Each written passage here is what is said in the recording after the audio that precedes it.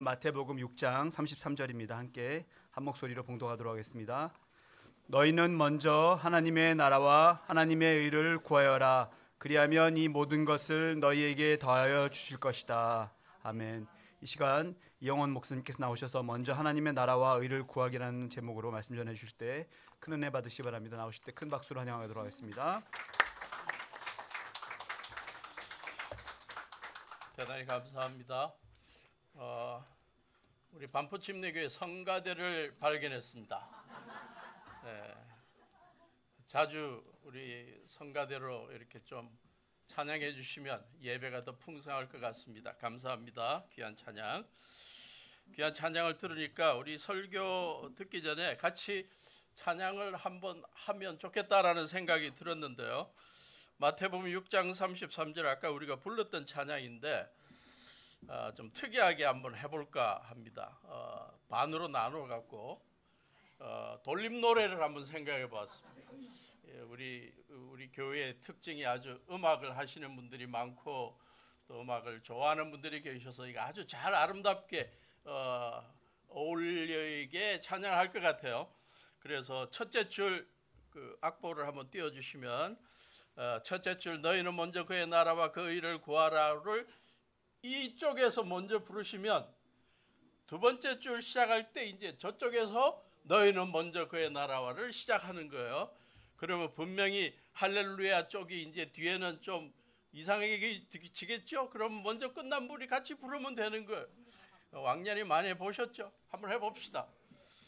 자, 이쪽이 먼저 하는 거야.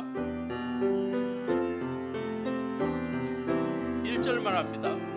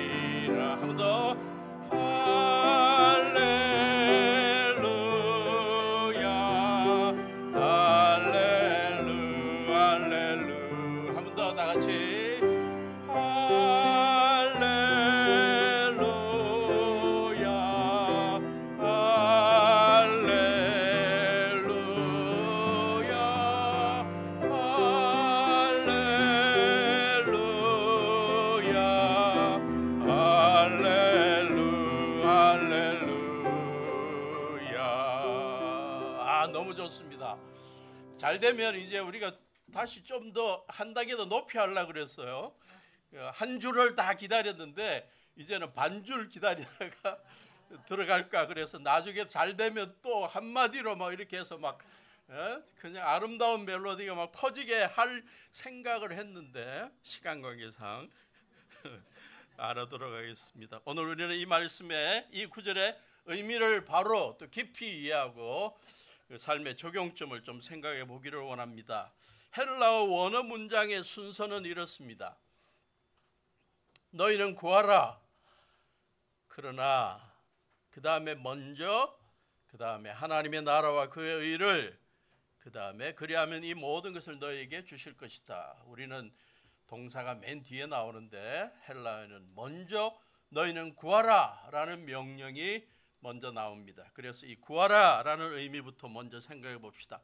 원어적인 의미 구하라 라는 제테오라는 뜻은 잃어버린 것을 찾다, 누군가를 간절히 찾다, 또 한 단계 더 나아가 의미 있고 가치 있는 것을 얻기 위해서 최선을 다해서 노력하다. 그러니까 이건 추구하다, 뭐 그렇게 해석할 수가 있겠죠.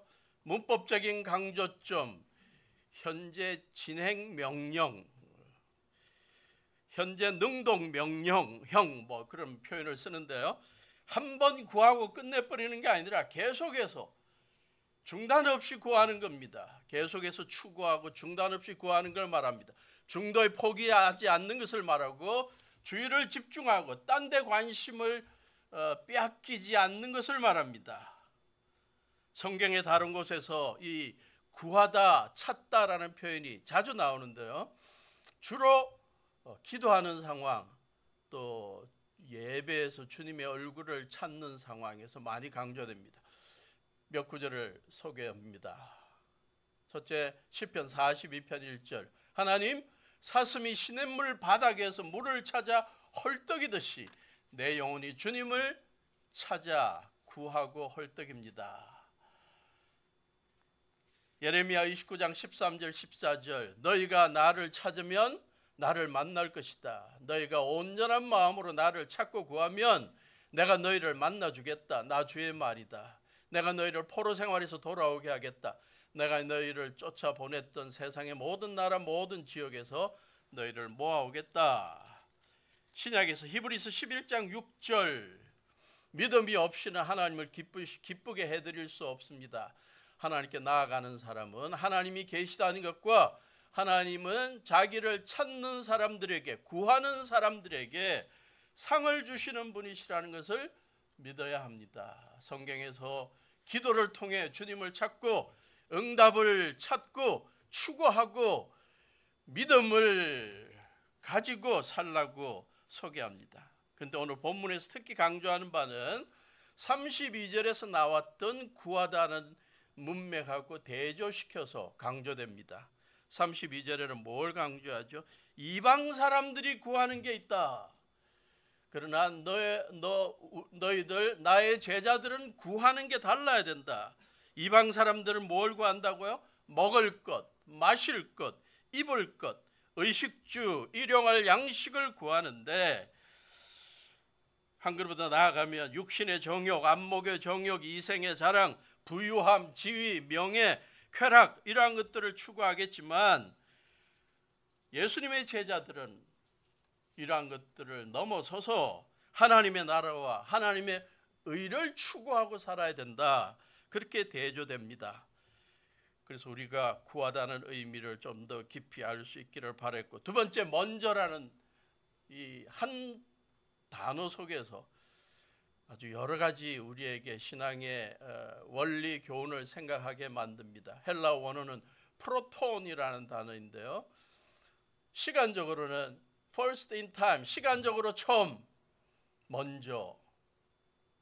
그러나 in the first place, 어떤 장소적인 의미에서 우선으로 또 번역할 수도 있고요. 또 하나 first in dignity and importance, 가장 존엄하고 중요한 것으로서의 먼저, 우선, 이건 어떤 면으로 최고라고 번역할 수도 있을 것입니다.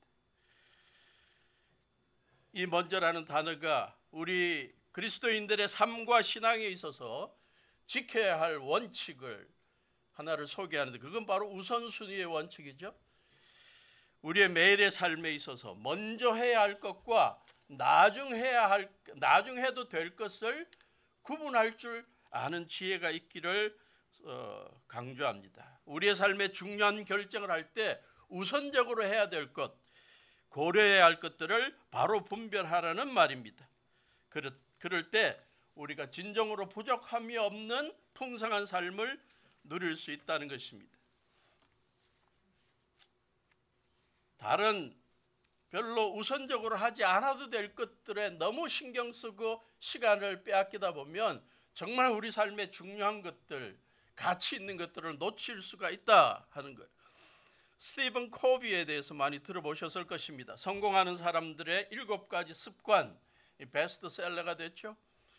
근데 또 하나의 책이 있는데요. First Thing First, 번역된 게 보니까 소중한 것을 먼저 하라. 벌써 20년이 지난 책인데요. 지금도 훌륭하게 읽히고 있는 책입니다. 거기에서도 그가 소개하고 또 강연할 때마다 소개하는 하나 재밌는 그 예화 비유가 있는데요. 영상으로 되어 있는 것을 한번 보여드리겠습니다.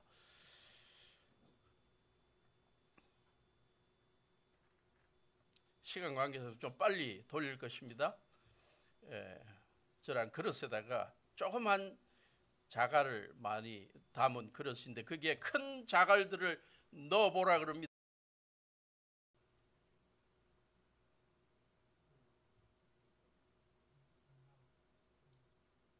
이미 조그만 것들이 막 쌓여져 있는 곳에 큰 자갈을 넣으니까 다 안 들어가. 그래서 중요한 것들, 저기에는 뭐 인간관계도 있고 또 하는 중요한 프로젝트도 있고 뭐 여러 가지가 있는데, 그러한 것들 사소한 일을 하다 보니까 큰 걸 넣을 수가 없다는 거예요. 그런데 다른 빈통에다가 순서를 바꿔서 큰 자갈들을 먼저 넣고 작은 것들을 한번 넣어보라 그러니까 다 들어갈 거야, 안 들어갈 거야?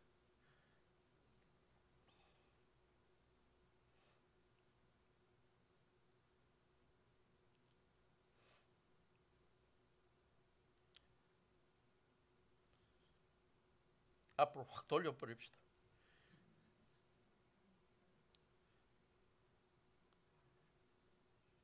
작은 것들을 나중에 놓고 큰 것들을 먼저 놓고 하니까 다 차지더라. 우리 인생에도 마찬가지라는 거. 우리 인생에서 굉장히 중요하고 가치 있는 것들, 소중한 것들, 그러한 것들을 먼저 실행하면 사소한 것들을 다 채울 수가 있다. 아주 오래 남는 그러한 교훈이었습니다. 오늘 본문은 강조합니다. 우리 그리스도인들에게 있어서 의식주 문제에 관심을 기울인 것을 넘어서서 더 중요하게 해야 할, 우선적으로 해야 할 일이 있다. 그것은 바로 하나님의 나라와 의를 구하는 것이라고 예수님은 말씀합니다. 우리의 직장을 택하는 것, 사업하는 것, 미래 진로, 진학, 물질을 사용하는 것, 시간, 재능을 사용할 때 우리가 하나님의 나라와 의와 관련되게 사용하고 결정할 때 우리의 삶이 더욱더 풍성해질 수 있고 주님께 주시는 아름다운 풍성한 삶을 경험할 수 있다는 것입니다. 어떤 목사님이 굉장히 동의가 가는 그러한 표현을 썼습니다. 우리의 삶에 우선적으로 사용하는 것들이 우리의 믿음과 영적인 성숙의 정도를 판가름한다. 자기한테 두 가지만 가져오면 그 사람이 얼마나 성숙한지를, 영적인지를 판가름할 수 있다. 하나는 신용카드 사용한 내역서하고 시간을 어떻게 사용하고 있는지만 설명하면 이 사람의 믿음의 정도와 헌신의 정도를 알 수 있다. 왜냐하면 우리가 관심 가지는 것에 우리가 카드를 쓰고 물질을 쓰고 시간을 쓰기 때문이다. 우리가 무엇에 우리의 물질을 쓰고 무엇에 우리의 재능과 시간과 우리의 귀중한 것들을 쓰는지를 한번 생각해 볼 필요가 있습니다. 먼저라는 이 예수님의 사용한 단어 속에는 단순히 우선순위의 원칙만을 소개하지 않습니다. 이 단어는 집중과 선택의 원칙도 우리들에게 중요하다고 알려줍니다. 우리의 삶에 가치 있는 것, 가장 존엄하고 중요하게 여겨야 하는 것, first in dignity and importance, 그것에 집중하라는 것. 그래야 우리 삶이 풍성해질 수 있고 더 영적이 될 수 있다. 한 걸음 나아가 이 먼저라는 말은 우리의 삶에 열정의 원칙을 좀 생각하게 만든다. 정말 가치 있고 중요한 일에 우리가 열정을 다해서 올인할 수 있는 뭔가가 있어야 한다는 겁니다. 그걸 발견해야 한다는 겁니다. 한 걸음 더 나아가면 목적의식의 원칙이다. 우리의 삶의 목적이 뭔지, 내가 이루어야 할 목표가 뭔지, 사명이 뭔지까지도 생각할 수 있어야 된다. 스티븐 코비의 책 소중한 것을 먼저 하라는 책에 여러 가지 귀한 교훈들이 있습니다. 꼭 읽어보시면 좋겠습니다. 한국어로 번역된 것도 있지만 영어로 된 것은 구글에서 이 First Thing First를 치면 PDF 파일로 공짜로 다 그걸 가질 수 있어. 그러니까 여러분 읽어보시기를 바랍니다. 거기 보면 한 부분에서 우리 살아가는데 시계도 중요하지만 나침반도 중요하다. 시계는 우리가 하루의 시간을 쪼개가지고 어떻게 효과적으로 이용하는지를 판단하는 데 도움이 되지만 시간을 지혜롭게 사용하는 데 도움이 되지만 더 중요한 것은 나침반이다. 우리의 삶의 목표와 삶의 목적, 방향을 바로 정하게 해주기 때문이다. 그 가운데 굉장히 중요한 한 표현을 썼는데 진북향의 원칙이라는 표현을 썼더군요. North, true north. 그러니까 나침반이 항상 북쪽을, 진북, 가장 북쪽을 가리키고 있는 것처럼 우리의 인생도 항상 내가 지금 열심히 뛰면서 지금 나의 목표와 나의 사명을 향해서 올바르게 가고 있는지, 지금 다른 쪽에 열심히 하고 있는지, 헤매고 있는지, 이걸 항상 시시때때로 점검할 수 있어야 된다. 그걸 알려주는 게 나침반이다. 뭐 그런 설명을 하면서 성공한 사람들은 인생의 나침반을 항상 갖고 항상 자기의 삶이 목표 지향적이 되더라. 제가 이 부분을 읽으면서 우리 그리스도인들에게 있어서 나침반은 뭐냐? 우리의 삶의 목표는 뭐냐? 예수 그리스도다. 주님을 바라보고 주님의 가르침대로 살아가면 된다. 더 구체적으로 우리의 삶이 지금 삶의 목표나 삶의 방향이 흔들리고 있는 걸 지금 감지하고 있거나 지금 어디로 지금 가고 있는지 헤매는 느낌이 있을 때 우리의 나침반 되는 중요한 구절이 하나 있다. 오늘 본문이다. 너희는 먼저 그의 나라와 그의 의를 구하라. 시시때때로 우리는 내가 요즘 살아가고 있는, 하고 있는 일, 생각, 나의 여가, 물질 사용, 이러한 모든 것들이 내가 지금 하나님의 나라와 하나님의 의를 구하는 일과 연관되어 있는지 시시때때로 점검해 보라는 것입니다. 여러분은 요즘 무엇에 관심을 집중하고 있습니까? 어떤 일에 물질과 재능을 사용하고 있습니까? 누구에게 관심을 갖고 섬기고 싶습니까? 누구를 생각하면, 무슨 일을 생각하면 가슴이 뜁니까? 스티븐 코비가 사용하고 있는 한 문장, 당신에게 영감과 힘을 주고 삶의 방향과 목적에 대해 분명한 생각이 있습니까? 매일매일 우리는 이러한 것들을 생각하며 점검해 보며 살아야 할 것입니다. 세 번째, 어떤 면으로 이 구절의 가장 중요한 부분이라고 생각합니다. 하나님의 나라와 하나님의 의. 열심히 계속 추구해야 할 것, 무엇보다 먼저 추구해야 될 것, 우리의 삶의 목표가 되어야 될 것, 우리의 삶의 열정을 다해서 한번 뛰어보고 올인할 수 있어야 할 것이 바로 하나님의 나라다. 신약 성경에서 하나님의 나라가 65번 언급되고요. 다 예수님이 사용한 하나님의 나라 33번, 하늘나라 33번, 나라 9번, 그 외에도 당신의 나라, 그의 나라, 나라 100번 이상 사용되고 있습니다. 헬라어로 나라는 바실레이아라는 뜻입니다.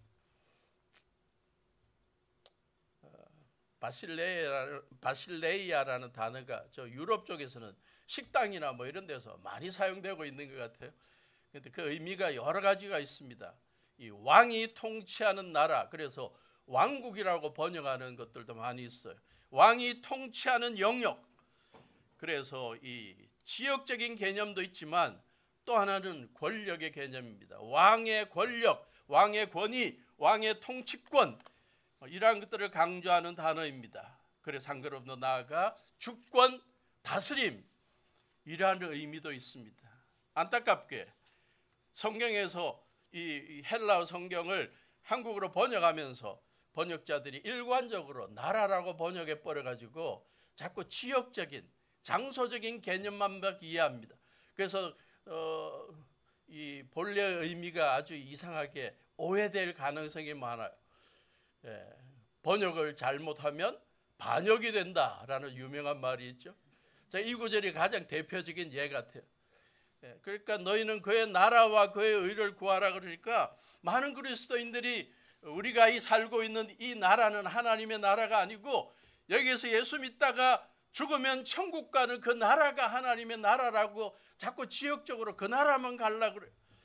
어떤 이단들은 자기가 살고 있는 이 우리 나라가 별로 그렇게 거룩하지 않고 그러니까 좀 이상향을 찾아갖고 브라질에 땅 사갖고 거기에서 하나님의 나라를 만들려고 그러고, 저 우리나라 어디 어디 경기도 어디에는 또 그 이단들이 하나님 나라라고 그렇게 만들고 있어. 그런 나라를 이야기하는 게 아닙니다. 문맥상에 의하면 다른 것은 몰라도 이 구절은 지역적인 개념보다 통치의 개념, 다스림의 개념으로 번역하는 게 더 중요하다. 그래서 제가 이 본문을 번역하면 어떻게 번역하고 싶으냐? 제가 번역해서 사역을 만들면 아무도 안 읽겠지만, 그러나 미국의 또 영국의 유명한 신학자들은 열심히 평생 동안 원어를 연구해서 사역을 만들어 놨는데 자기 나름대로의 번역을 만들어 놨는데 너무 감동적인 게 많이 있습니다. 저도 한번 번역을 해보았는데요. 너희는 무엇보다도 먼저 하나님의 주권, 다스림을 인정하고 하나님께서 원하시는 공의로운 삶을 살려고 최선으로 노력하라. 아멘이 나와야 되는데 아무도 안 하는. 저는 나라 개념을 여기에서 다스림의 개념으로 이해하는 것이 너무나 중요하다라고 생각합니다. 우리의 삶에서 하나님을 나의 삶의 왕으로, 주인으로 인정하고 하나님의 뜻이 무엇인지 늘 귀 기울이다가 그것을 실천하는 삶을 사는 거예요. 그런데 하나님의 명령이 딴 게 아니더라. 허공을 잡게 만드는 게 아니더라.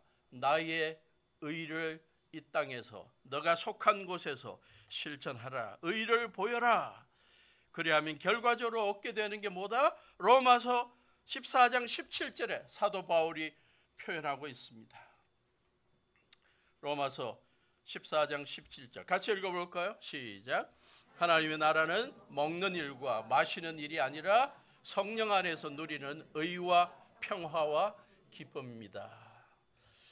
하나님의 주권 가운데, 하나님의 다스림 가운데 매일매일 살아가는 사람, 의식주 문제에 매여 있지 않고 한 걸음 더 나아가 하나님의 뜻을 이루고 의로운 공동체를 만들고 거룩한 공동체를 만들기 위해 헌신할 때 그의 마음속에는 하나님이 주시는 의로움과 평화와 기쁨을 만끽할 수 있게 된다. 하나님의 나라와 하나님의 의에 있어서 하나님의 의를 생각해 봅시다. 하나님의 의를 구하라는 게 무엇입니까? 하나님의 의, 공의, 정의라고 번역되는 이 의는 하나님의 여러 가지 속성 가운데 하나입니다. 그래서 특히 구약에서 두 단어가 강조되는데, 공의, 미슈파트, 정의, 째다카. 이 한국을 번역이 막 뒤바뀔 때도 있어요. 미슈파트를 정의라고 그러고 째다카를 공의로 부르는 경우들도 있어요. 번역마다 다 다르더군요. 근데 중요한 의미가 뭐냐? 공의롭다, 정의롭다. 가장 기본적인 의미는 바르게 재판하는 거예요. 사람들을 대할 때 바르게 판단하고 외적인 편견 없이 사람들을 대하는 겁니다. 한 걸음 더 나아가 연약하고 사회의 약자들에 대해서 참 안타까움을 느끼면서 그들을 변호해주고 그들의 권익을 위해서 싸워주는 걸 말합니다. 째다카, 진실을 말하다, 거짓이 없다. 그러나 하나님의 의라고 사용되는 이 단어들이 따로 놀지 않습니다. 하나님의 성품을 이야기하면서 다른 단어들하고 어울려 있어요. 시편 85편 10절부터 13절이 가장 대표적입니다. 그래서 하나님의 성품 전체를 포괄하는 단어가 바로 이 하나님의 의라는 단어입니다. 시편 85편 10절부터 13절 한번 읽어볼까요? 굉장히 감동적인 구절이에요. 하나님은 이렇게 어우러져서 역사하신다.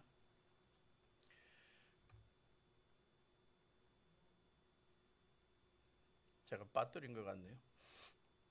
시편 85편 10절부터 13절 하나님 앞에서는 어떻게 된다고 같이 읽어봅시다. 사랑과 진실이 만나고 정의는 평화와 서로 입을 맞춘다. 진실이 땅에서 돋아나고 정의는 하늘에서 굽어본다. 주님께서 좋은 것을 내려주시니 우리의 땅은 열매를 맺는다. 정의가 주님 앞에 앞서가며 주님께서 가실 길을 닦을 것이다. 진리와 인자와 정의와 평화가 하나님께서 같이 어우러서 하나님의 나라, 하나님의 다스림이 이루어지게 만든다는 것입니다. 그러므로 하나님의 의를 구한다. 우리는 하나님께서 이 세상에서 이루고자 하시는 아름다운 세상, 거룩한 세상, 이것을 이루기 위해 하나님의 백성들이 앞서서 이 일에 같이 동역하라는 말입니다. 그런데 오늘 본문의 문맥에 따라서 하나님의 의라는 것을 이해한다면 예수님의 산상교훈에서 강조하는 의를 생각해 볼 필요가 있습니다. 5장 20절에 보면 예수님께서 말씀하시기를 요즘 바리새인들하고 율법학자들이 자기들이 너무 의롭다 그러는데 내가 볼 때는 위선자들이다. 너희들이 하늘나라 들어가려면 바리새인들이나 율법학자들의 이 위선적인 의를 뛰어넘어야 한다.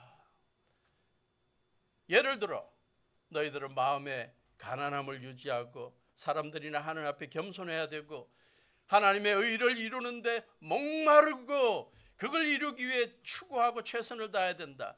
박해까지도 각오하고 의를 위해 살아가야 된다. 구체적으로 세상의 빛과 소금이 되어야 되고 분노를 피하고 음욕을 이기고 보복을 피하고 원수까지도 사랑하고 구제하고 기도하고 금식하면서 위선하지 않고 물질을 선하게 사용하고 구체적인 주님께서 원하시는 의에 들어가는 범주들을 하나하나 설명하고 있습니다.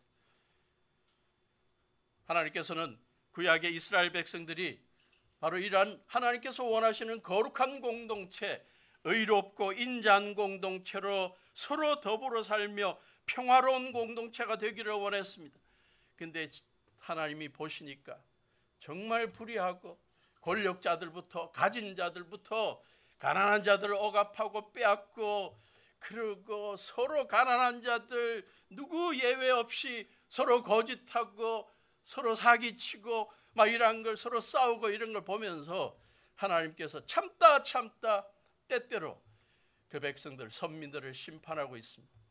기원전 7세기 유다 백성들이 그렇게 살아갈 때 하나님께서 기원전 8세기 유다 백성들이 그렇게 살아갈 때 미가라는 예언자를 통해서 하나님께서 외쳤던 몇 구절들을 볼까요? 이 땅에 신실한 사람은 하나도 남지 않았다. 정직한 사람이라고는 볼래야 볼 수도 없다. 남아있는 사람이라고는 다만 사람을 죽이려고 숨어서 기다리는 자들과 이웃을 올가미에 걸어서 잡으려고 하는 자들 뿐이다. 악한 일을 하는 데는 이력이 난 사람들이다. 모두가 탐욕스러운 관리, 돈에 매수된 재판관, 사리사욕을 채우는 권력자뿐이다. 모두들 서로 공모한다. 그들 가운데서 제일 좋다고 하는 자도 쓸모없는 잡초와 같고 가장 정직하다고 하는 자도 가시나무 울타리보다 더 고약하다. 너희의 파수꾼의 날이 다가왔다. 하나님께서 너희를 심판하실 날이 다가왔다. 이제 그들이 혼란에 빠질 때가 되었다. 너희는 이웃을 믿지 말아라. 친구도 신뢰하지 말아라. 품에 안겨서 잠드는 아내에게도 말을 다 털어놓지 말아라. 이 정도면 이 시대에는 아들이 아버지를 경멸하고 딸이 어머니에게 대들고 며느리가 시어머니와 다툰다. 사람의 원수가 곧 자기 집안 사람일 것이다. 이 정도면 얼마나 기원전 8세기 유다 나라가 불의했는지 우리가 상상할 수 있겠죠. 그래서 하나님께서 아수르를 보내서 정신 차리게 만들고 몇백 년이 지나서는 바벨론을 보내서 정신 차리게 만들었지. 저는 이러한 것들이 기원전 8세기의 현상이기를 바랬습니다. 그런데 안타깝게 우리가 살아가고 있는 이 시대에 저와 복음 가는 일들이 벌어지고 있는 우리나라가 아니냐.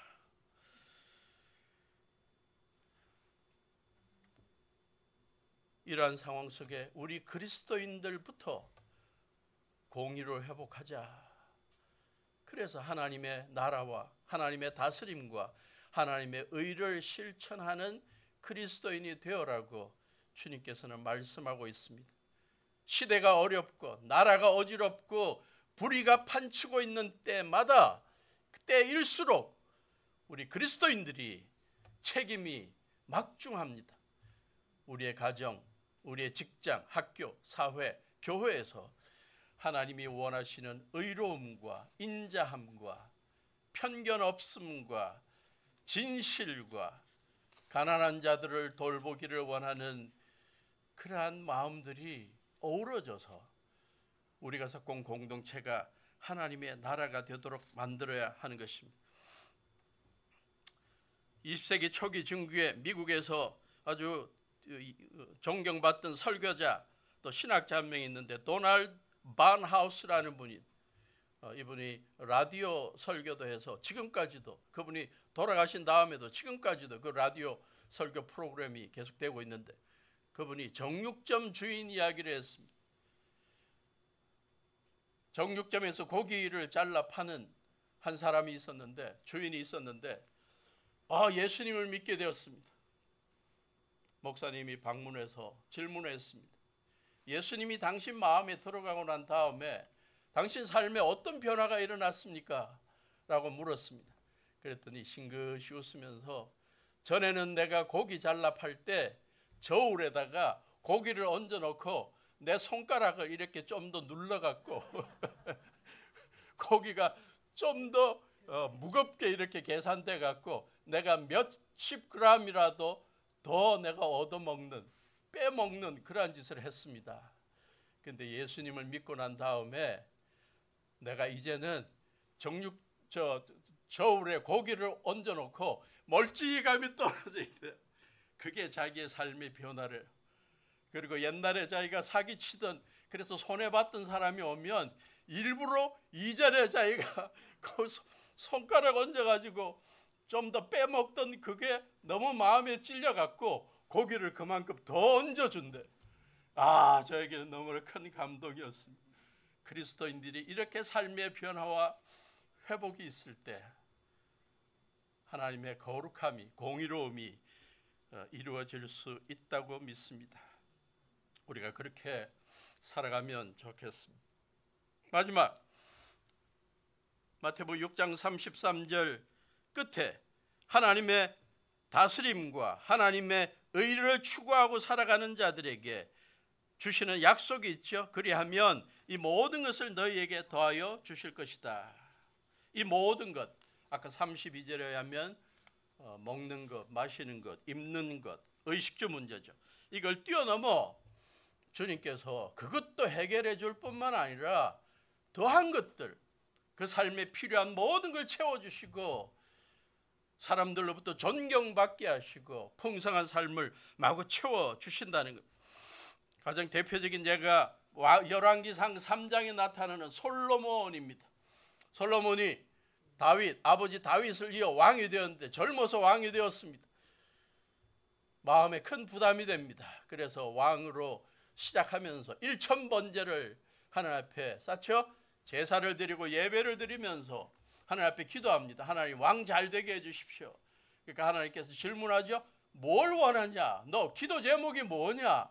그랬더니 그가 뭘 기도했죠? 하나님, 저는 아버지 다윗같이 지혜롭지도 못하고 이 수많은 사람들 여러 가지 서로 다투고 그러면서 나한테 왕이라고 재판해달라고 송사를 갖고 올 때 내가 바르게 판단할 수 있도록 지혜로운 마음을 주십시오. 원어적인 의미는 잘 듣고 판단해 주게 해주십시오. 듣는 마음을 주십시오.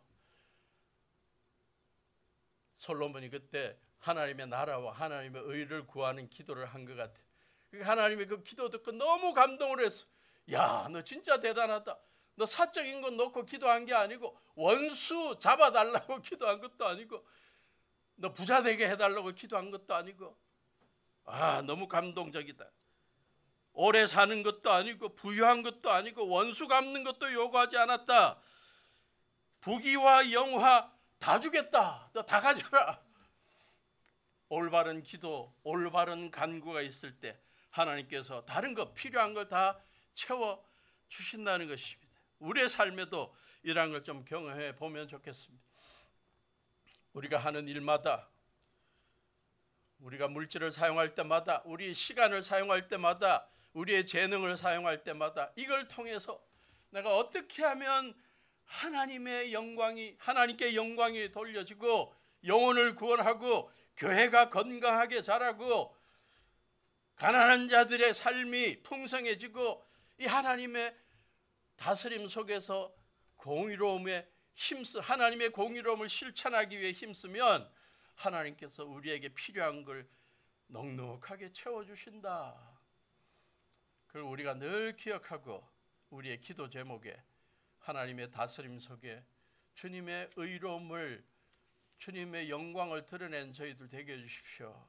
그리고 그걸 실천해 나가는 우리가 될 수 있기를 바랍니다. 아주 오래전에 제가 미국에서 산호세에서 목회를 할 때 온 성도들 좀 전도하는 일에 관심을 기울이고 우선순위를 두게 하기 위해서 그 당시에 고구마 전도왕이라고 한국에서 잘 나가던, 그 당시는 집사님이셨다가 전도사님 됐다가 뭐 그런 상황에 있는 김기동 전도사님을 모시고 부흥회를 했습니다. 한 며칠.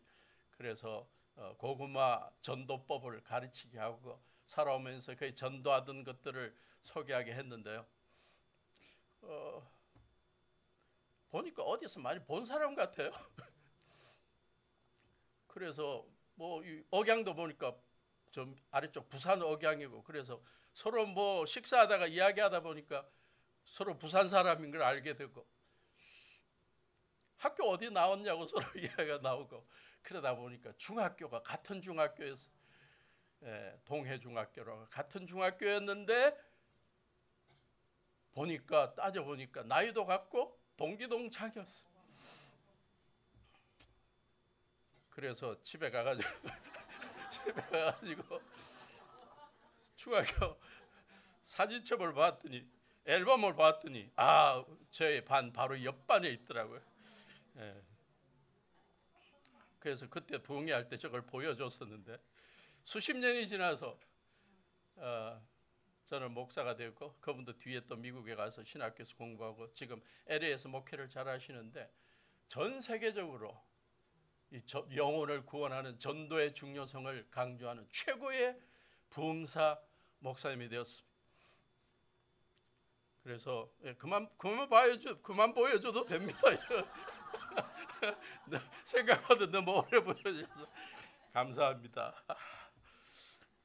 그래서 그분이 여러 곳에서 부흥회하고 설교한 내용들 이렇게 보면서 그분이 강조하는 하나가 있었어요.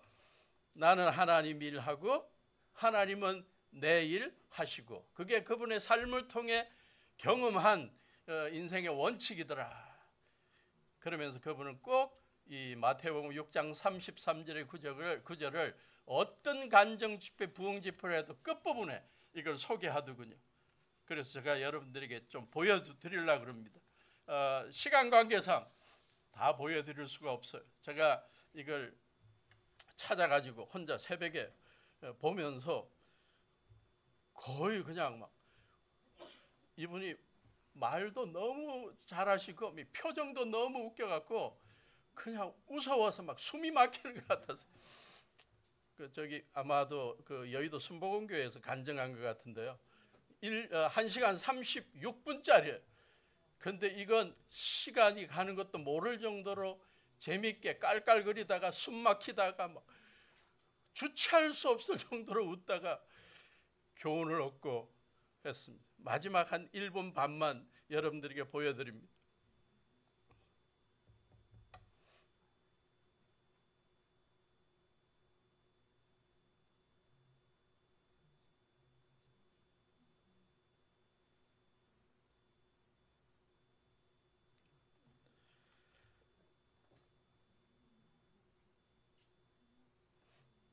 하지도 말고 염려하지도 말라. 왜? 이는 세상 백성들이 구하는 것이다. 먹고 마시고 입고 자는 것 기도도 하지 말래요. 걱정도 하지 말래요. 왜? 남녀 호랭행교 대순진리교 불교 천도교 안 믿는 자, 저 안 믿는 자들이 구하는 거, 하나님의 자녀의 기도가 저 안 믿는 자와 기도가 똑같이 돼가 되겠습니까? 너희 천부 아버지께서 먹고 마시고 입고